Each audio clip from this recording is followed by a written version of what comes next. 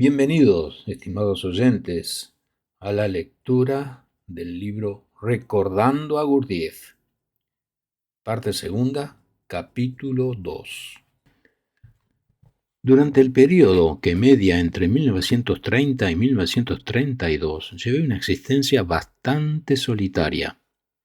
Había encontrado un trabajo que era una combinación de encargado de archivo y traductor de francés y que me permitía vivir, si bien el salario que recibía era muy bajo. En el otoño de 1931 entré en contacto con un grupo de unas 25 personas que constituían el llamado Grupo Gurdjieff de Chicago. Aunque llegué a conocer personalmente a casi todos los miembros y solía asistir a sus reuniones, me costaba comprender su interés por Gurdjieff. En mi opinión, se sentían atraídos por sus enseñanzas por varias razones, y ninguna de ellas muy apropiadas. Por la soledad, o por considerarse a sí mismos como inadaptados o parias. En su mayoría habían investigado las artes, la teosofía, el ocultismo y otras cosas por el estilo, y habían acudido a Gurdjieff en busca de otra, entre comillas, cura para sus problemas vitales de cualquier tipo. La teoría de Gurdjieff, fuera lo que fuera, les parecía aceptable precisamente porque era difícil de definir. Aunque el propio Gurdjieff me había parecido coherente como individuo, no había tenido mucho contacto con sus teorías durante mi estancia en el Priuré. Esas teorías, tal como las presentaban y se debatían los miembros del grupo de Chicago, eran para mí un total misterio. Empecé a presentir que las enseñanzas de Gurdjieff eran peligrosas, en el sentido cuando no estaban bajo una supervisión o bajo su supervisión personal. Mi contacto más o menos consciente con las ideas de Gurdjieff mientras estuve en el Priuré habían forjado en mí ciertas ideas propias. Consideraba que sus enseñanzas pretendían estimular el desarrollo personal y creí que no eran una filosofía que se interesaba por los problemas cotidianos de la gente. No intentaban responder preguntas ni dar soluciones a las dificultades existentes, al menos así me lo parecía, sino que sugerían la posibilidad de un nuevo modo de vida, una manera de adquirir una nueva moralidad y nuevos valores. El modo en que esto se conseguía era otra cuestión, y yo había aprendido a no hacer preguntas sobre ese particular. Las reuniones de Chicago en general consistían en la lectura del primer libro de Gurdjieff, que pretendía ser, según sus propias palabras, una crítica objetiva e imparcial de la vida del hombre. Y seguía a las lecturas un coloquio durante el cual me parecía que sus seguidores intentaban relacionar los escritos de Gurdjieff con su propia individualidad. Como el libro era sin duda alguna una crítica de los valores establecidos, de las normas aceptadas y de la moralidad social imperante, los componentes del grupo solían interpretarlo pensando que los valores que se oponían a la moralidad vigente eran valiosos en sí mismos. Con tal perspectiva de la vida, asuntos como el amor libre, el adulterio o cualquier tipo de comportamiento radical pasaban a estar de modo casi automático justificados. En otras palabras, aunque Gurdjieff ofrecía la posibilidad de enfocar la vida de una forma diferente, nueva, a través del esfuerzo y el trabajo personal, la actitud que predominaba en el grupo era la de sustituir los antiguos valores por otros nuevos de modo mecánico, sin considerar los medios necesarios, y no se intentaba alcanzar una nueva perspectiva mediante un esfuerzo consciente. Se comportaban como si fuera posible decidir de la noche a la mañana que habían adquirido esa nueva perspectiva, por así decirlo, durante el sueño, como si de pronto sin una lucha de ningún tipo, hubiera desaparecido su necesidad de fumar. Una de las principales diferencias, en mi opinión, entre los miembros de ese grupo y los adultos que en el Prieuré estaban relacionados con el mismo tipo de trabajo, entre comillas, era que todos ellos habían nacido en América y nunca habían estado en el Instituto de Gurdjieff. La naturaleza estrictamente americana del grupo era evidente, en especial en lo concerniente a la moralidad. Los europeos, al menos los que yo había conocido en Francia y en el Prieuré, parecían considerar la moralidad como un código de conducta que abarcaba todas las actividades humanas, incluidas, entre muchas otras, la actividad sexual. Para aquellos americanos y para todos los que yo había conocido, la, entre comillas, moralidad quedaba limitada a códigos de comportamiento sexual y se extendía quizás hasta afectar a los modales de la mesa. Pero quedaba ahí. Como no tenía en aquel entonces ninguna experiencia en cuanto al sexo, me sorprendía esa clase de moralidad, para la que no estaba preparado.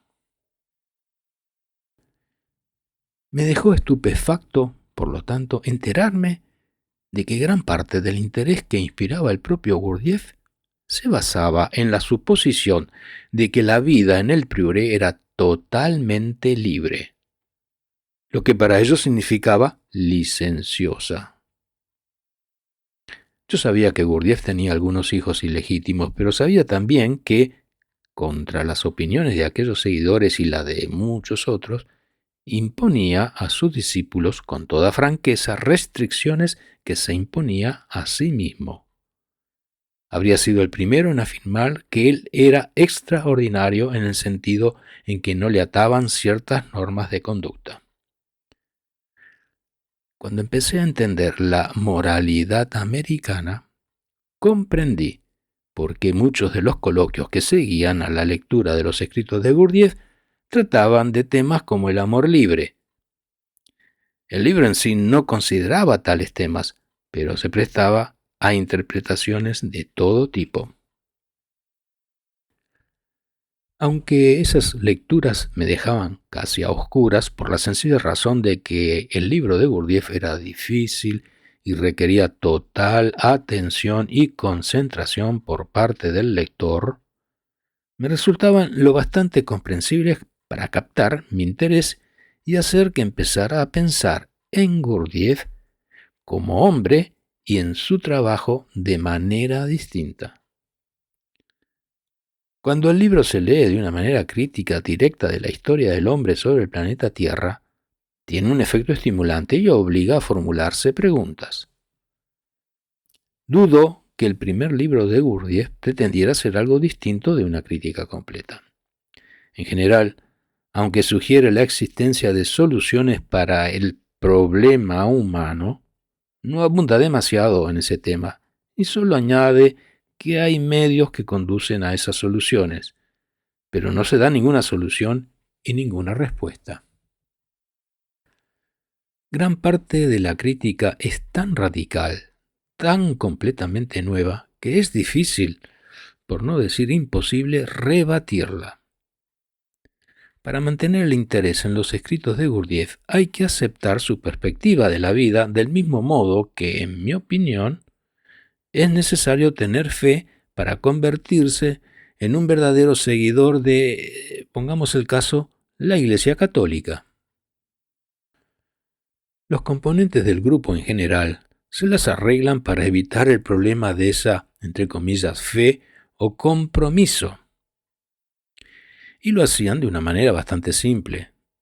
Decidían que los escritos de Gurdjieff eran en esencia alegóricos y sujetos, por consiguiente, a cualquier interpretación que se les ocurriera darles. Era como estar casado sin haber celebrado la ceremonia o sin tener la licencia legal.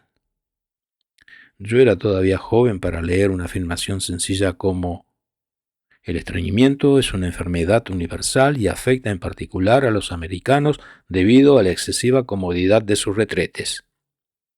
Y aceptar que significaba algo más de lo que decía. Podía comprender que alguien arguyera que el estreñimiento no era una afección universal, pero no podía entender que mis compañeros afirmaran que Gurdjieff no se refería al estreñimiento en el sentido acostumbrado, sino a algo de tipo emocional o mental.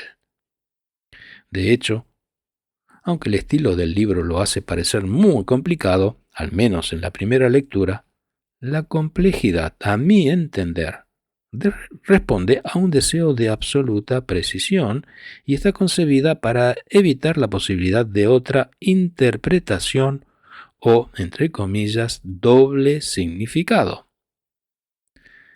Cuando se afirma en el libro que el hombre como tal no tiene alma, sino solo la remota posibilidad de adquirirla, creo que la afirmación es literal y supongo que Gurdjieff, que tiende hacia ese objetivo, quiere decir exactamente lo que dice. Con ello no pretendo indicar en modo alguno que el lector deba estar de acuerdo con tal opinión, pero no me parece que exprese ninguna otra cosa. Para mí la afirmación es aceptable y no me preocupa si los demás creen en ella o no. Solo me opongo a quienes suponen que contiene otro significado oculto, alegórico. Entre otras cosas, Gurdjieff, al igual que las religiones reconocidas, aconsejaba amar a nuestros enemigos. Esto es, no tener enemigos. No me parecía que tal consejo estuviera abierto a ninguna otra interpretación aparte de su sentido evidente. El problema es que si lo había, podía ser la interpretación de la palabra amor.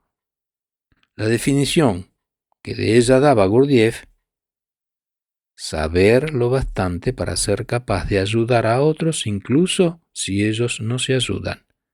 Me parecía conveniente y adecuada y para mí tenía un único significado. En general, el grupo de Chicago me recordaba a otros discípulos de Gurdjieff que había conocido. Personas que se conformaban con adoptar actitudes rituales que carecían de contenido interior. Después de un breve periodo de contacto con las teorías de Gurdjieff, esas personas cambiaban sus manifestaciones externas y se volvían afectadas en el modo de hablar y de vestir, que pretendía indicar reverencia. Un elemento del que parecían carecer casi todos los seguidores de Gurdjieff era algo que él tenía en abundancia: el sentido del humor. En consecuencia, las reuniones parecían rodeadas de un ambiente de seriedad, gravedad y devoción, por lo que resultaban faltas de perspectivas. Me parecía que si éramos tan tontos y tan poco formados como Gurdjieff nos pintaba, resultaba casi imposible que nos viéramos a nosotros mismos objetivamente sin sentirnos ridículos. La manera de adoptar posturas y actitudes que caracterizaba a los miembros del grupo era prueba de una seriedad mal entendida. Aunque es evidente que cualquier solución al problema de los hombres supone un trabajo difícil y serio, la contemplación del comportamiento humano habitual no carece de aspectos ridículos y cómicos. El espectáculo de un grupo de adultos que hablaba en tono tranquilo de sus debilidades, pecados y de la general flaqueza del hombre tenía sin duda un lado divertido para mí, sobre todo porque yo formaba parte del grupo. Finaliza aquí el capítulo 2 de la parte segunda del libro Recordando a Gurdjieff. Muchas gracias por haber escuchado.